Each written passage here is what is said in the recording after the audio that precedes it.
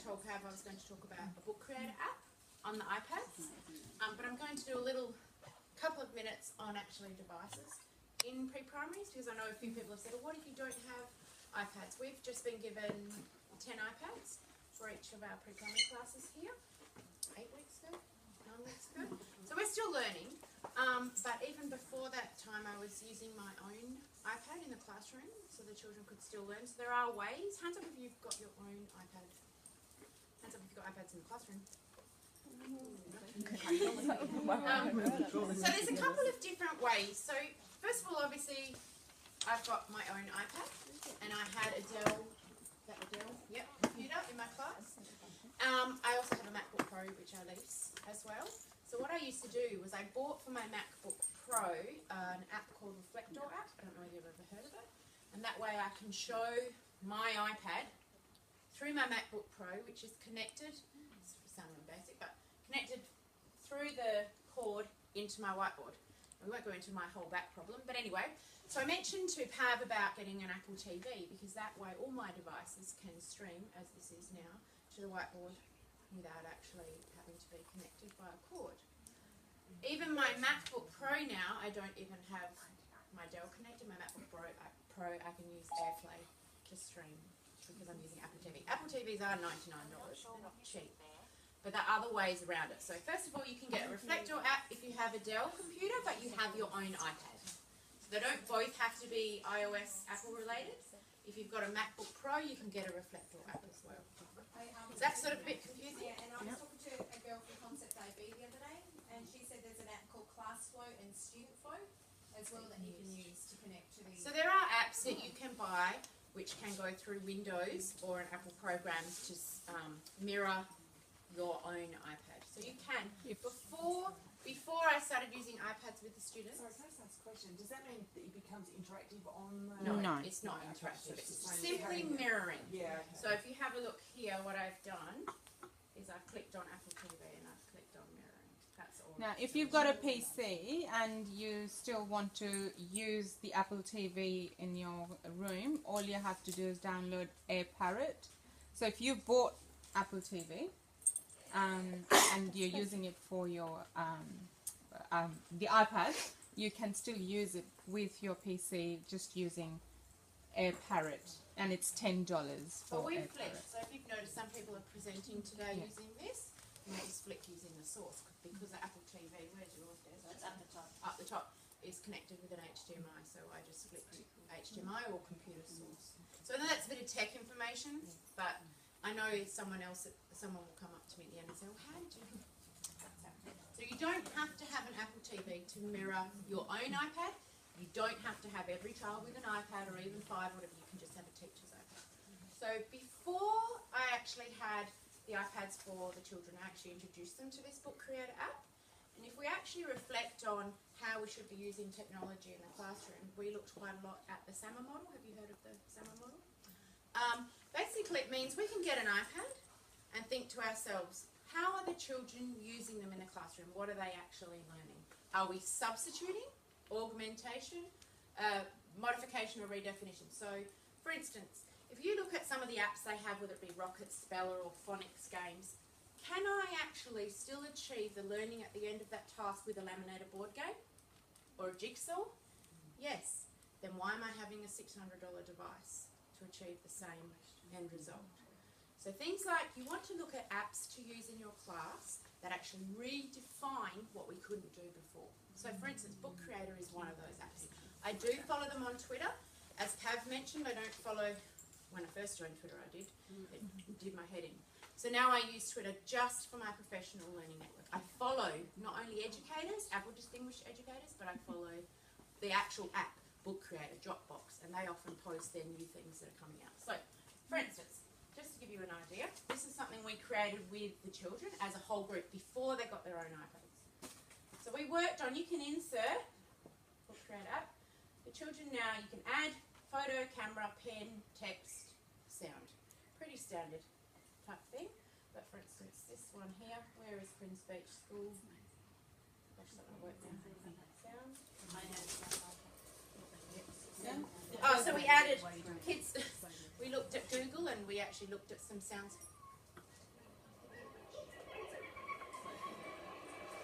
This is a project, Classroom, WA's biggest classroom project that we participated in.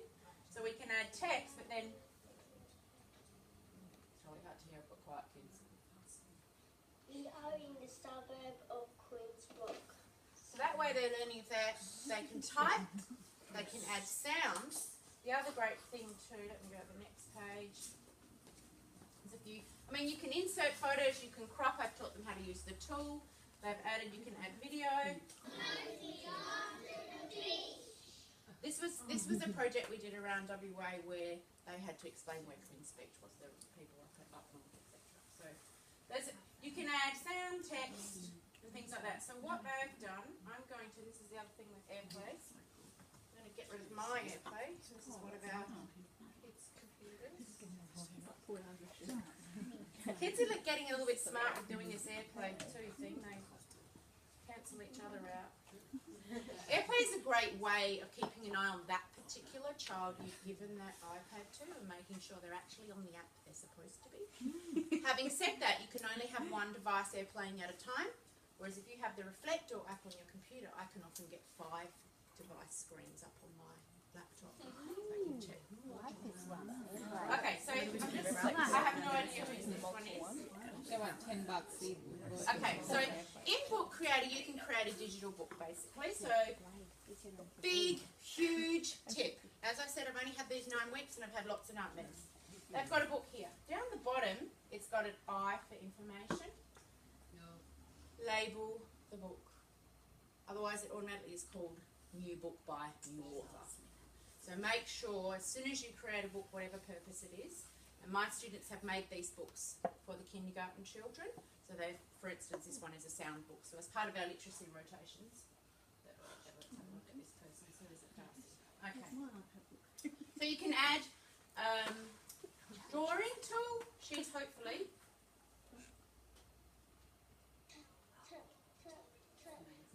she's teaching the kindy children. She's either used, they all know how to do selfies, believe it or not, you don't even have to teach them. So they've often filmed themselves so they have to choose a funny tongue as well.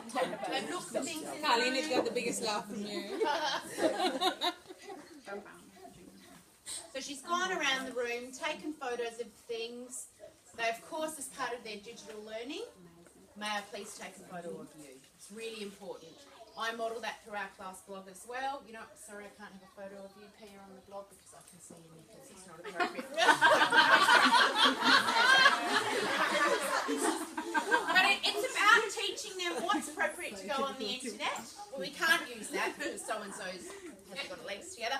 Or, may I please take your photo, you're new in our room, so they need to ask the people. So, Teaching digital citizenship at a very early age. So. well, I wish my 17-year-old daughter would ask me before she takes photos of me. Snapchat. But here, even here, for instance, I don't know who's this, I missed it. Not a very good explanation. But we're trying to get them to think about where the starting point is. So when the children are watching this as a video, it says start at the top and go around and down. So they're putting the explanation over the top when they've added the actual drawing. Let's go back to my book. So this way at least they can scroll through and see. For instance, with our number books, we roll 2 dice. One will be the tens column, one will be the ones column. You need to, you know, get the MAB blocks. Here, he's got to put them out. He's got the MAB blocks. So they're focusing on their numbers. Okay, maybe not a good example. You get the idea anyway. I think the most important thing, I think someone mentioned it right at the beginning of Teach Me, was about purpose. So they actually have an audience that they're creating this for.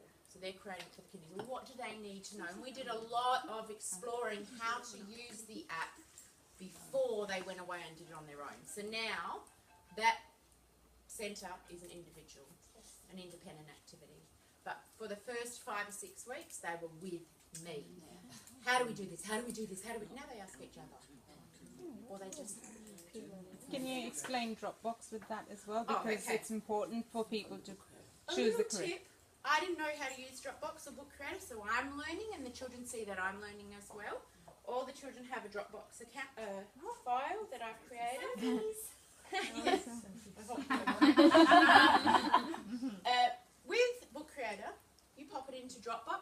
into Dropbox, you can't edit it. Which is a real bummer. You can't change it. It saves it as a movie file, which is a great addition, actually. I must To say, share to with Book parents, Creator. yes. But it means they finished it. Because we're doing sounds, and there's 26 sounds, then that way, so this way I've had to keep a tally of they're all numbered. You know, Pia's is on here, and Fiona's is on number 14, and yours is on 19, etc. But when they've finished, even when they take photos, here we go, here's Archie.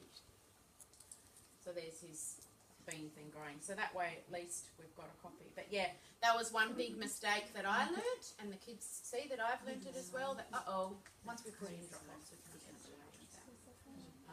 I do find though Dropbox gets full really quick. Because we record all their news, don't we? Madeline's my final year student, and yeah, we found it really hard the other day to upload their videos. We're like, Dropbox is full, so I'll just have to pay for bigger storage. But at least it's a record, so I can now go back to their book creators and have a look who understood how many 10s and 1s to get. Bec being the last presenter, I'm just going to add value to that Dropbox comment, because when you are using mobile devices, it is very important to use apps that upload somewhere. A lot of apps are just saving on the iPads, and when you actually sync it and everything gets wiped off and you have no evidence of the students learning. So always look for apps that have that option to upload to a Dropbox or something like that. And as we found, Dropbox is a good way to do it, because you just create student folders. You save once they've completed the work, you save it to the Dropbox folder, and then you can actually share that particular book or that particular folder with the parents. All you do is send that link to the parents from wherever the parents and grandparents, whoever they want to share it with, it's up to them. But they've got that link and they can come into that Dropbox, have a look at what the kids have created. So that's a really good tip to take away. Don't just download apps because they're cool and they just save in that little, in your iPad, and you can't take them out. And then you have to take photos of it and then export them out. Just look for apps. If you're a Microsoft employee or you have Microsoft, then OneNote is your file sharing system. Google Drive is on both, so Google Drive is fantastic. Book Creator is on Google Play, so it's for Android as well as Apple. It's not an Apple thing. All right, that was lovely. Thank you very much. Now, Sheree was meant to be